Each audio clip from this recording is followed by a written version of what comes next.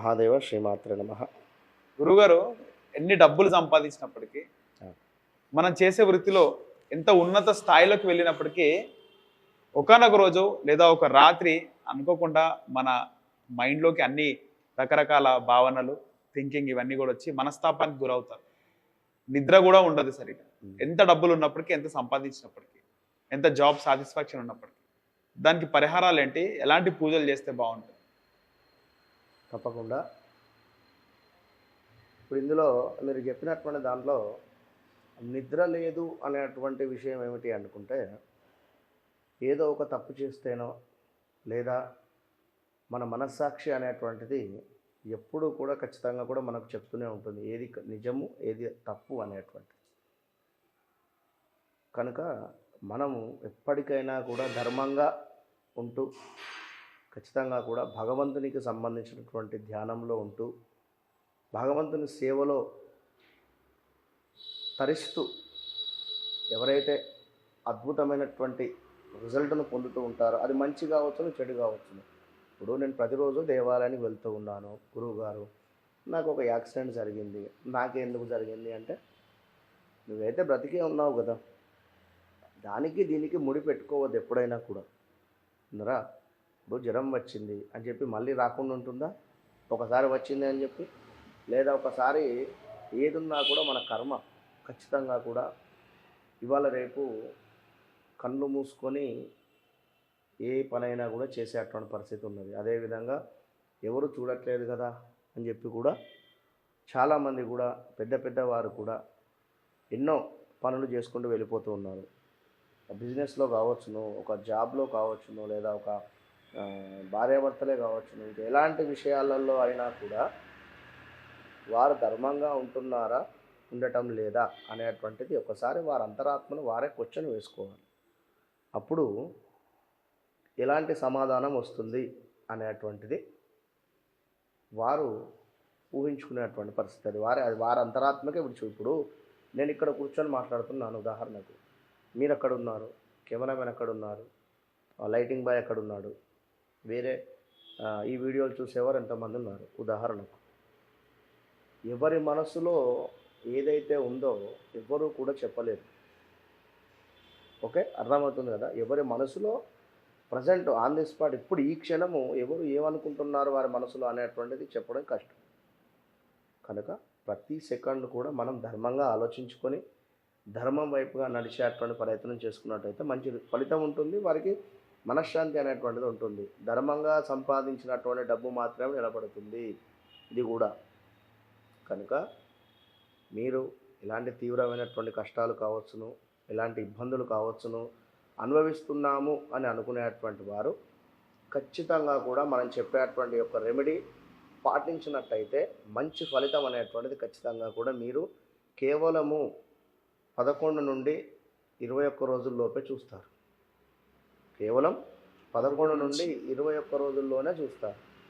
అయితే ఎవరైనా కూడా ఈ పరిహారం చేసుకున్నట్టయితే అద్భుతమైనటువంటి ఫలితం ఉంటుంది. మీకు కేవలం 11 నుండి 21 రోజులలోనే మంచి ఫలితం ఉంటుంది మరి.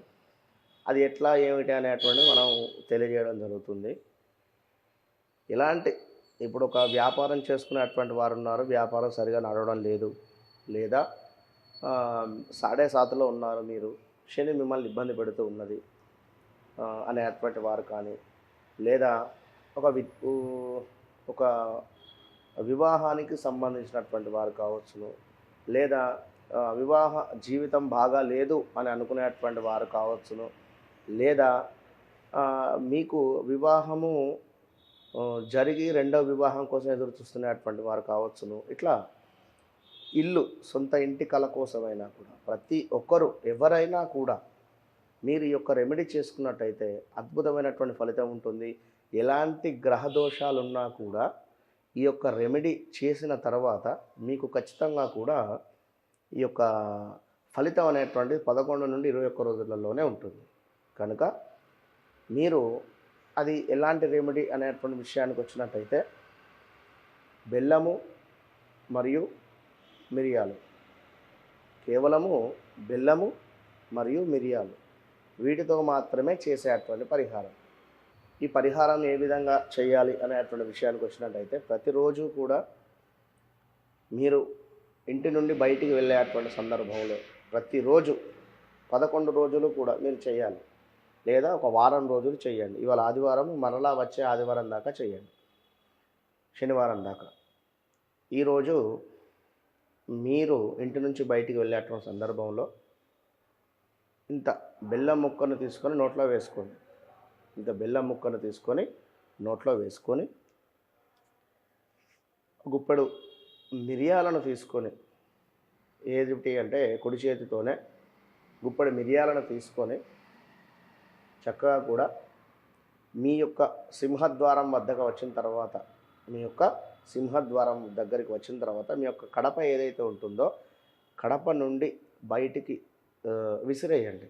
మీరు ఇక బయటికి వెళ్ళేటువంటి సందర్భం కంటే గడప దగ్గర ఆగి ఈ యొక్క మిరియాలను తీసుకొని కుడివైపుగా కూడా విసిరేయండి.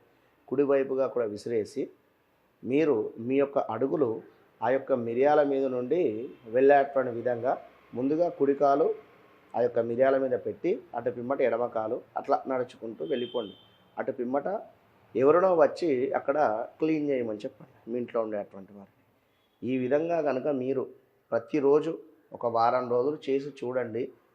ఖచ్చితంగా 11 నుండి 21 రోజులలో అద్భుతమైనటువంటి ఫలితాన్ని మీరు పొందుతారు. ఎలాంటి గ్రహ దోషాలు ఉన్నాయి, ఇప్పుడు ప్రజెంట్గా కర్కాటక రాశి వారికి వచ్చేసి అష్టమ శని నడుస్తున్నది, ఆ వృశ్చిక రాశి వారికి అర్ధాష్టమ శని నడుస్తున్నది, మకరము, కుంభము, మీనము వీరికి వచ్చేసి మనకు ఏలినాటి శని ప్రభావంలో ఉన్నారు. అదేవిధంగా సింహరాశి వారికి సప్తమ శని నడుస్తున్నది. ఈ రాశుల వారు ఈ విధమైనటువంటి పరిహారాలను చేసుకొని అద్భుతమైనటువంటి ఫలితాలను పొందండి. ఈ రాశులు అంటే ఎస్పెషల్లీ చెప్పడం జరిగింది అంతే, కానీ అందరూ కూడా ప్రతి ఒక్కరూ కూడా ఈ యొక్క పరిహారాన్ని చేసుకోండి.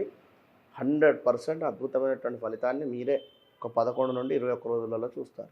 ధనుసు రాశి వారి గురుగారు బాగుంది, వారికి ఏం అవసరం, చాలా బాగుంది. జనవరి నుండి అద్భుతంగా. రైట్ గురుగారు, ధన్యవాదాలు.